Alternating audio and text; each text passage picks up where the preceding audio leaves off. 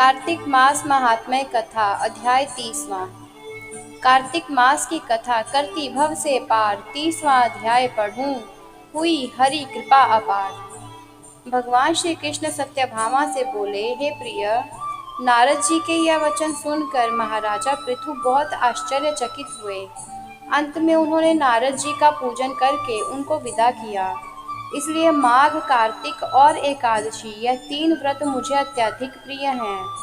वनस्पतियों में तुलसी, महीनों में कार्तिक, तिथियों में एकादशी और क्षेत्रों में प्रयाग मुझे बहुत प्रिय हैं। जो मनुष्य इंद्रियों पर विजय प्राप्त कर इनका सेवन करता है, वह मुझे यज्ञ करने वाले मनुष्य से भी अधिक प्रिय है। जो मनुष्य विधि पूर्वक इनकी सेवा करते हैं, वे मेरी कृपा से उन्हें समस्त पापों से छुटकारा मिल जाता है। भगवान श्री कृष्ण के वचन सुनकर सत्यभामा ने कहा, हे प्रभु, आपने बहुत ही अद्भुत बात कही है कि दूसरे के लिए पुण्य के फल से कलह की मुक्ति हो गई।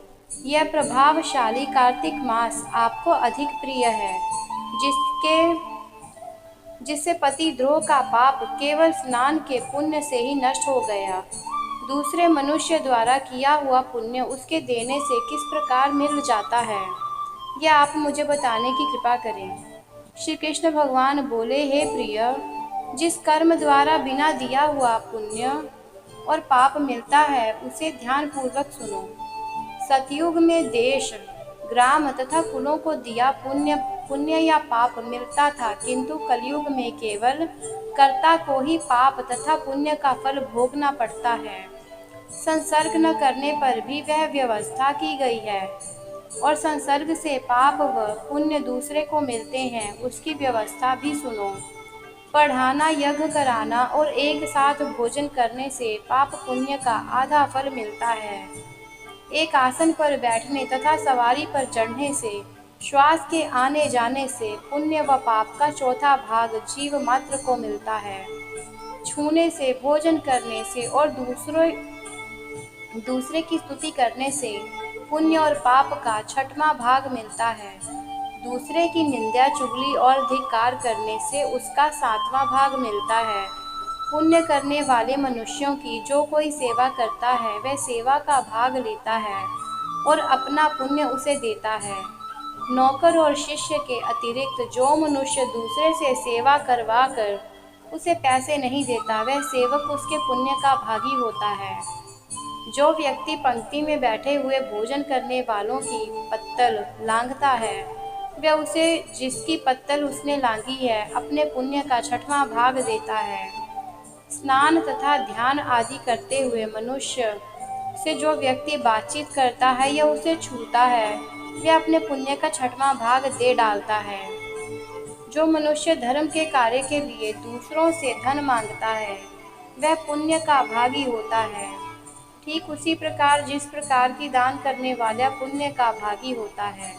जो मनुष्य धर्म का उपदेश करता है और उसके बाद सुनने वाले से याचना करता है, वह अपने पुण्य का 6वां भाग उसे दे देता है। जो मनुष्य दूसरों का धन चुरा कर उससे धर्म करता है, वह चोरी का फल भोगता है और शीघ्र ही निर्धन हो जाता है। और जिसका धन चुराता है, वह पुण्य का भागी होता है।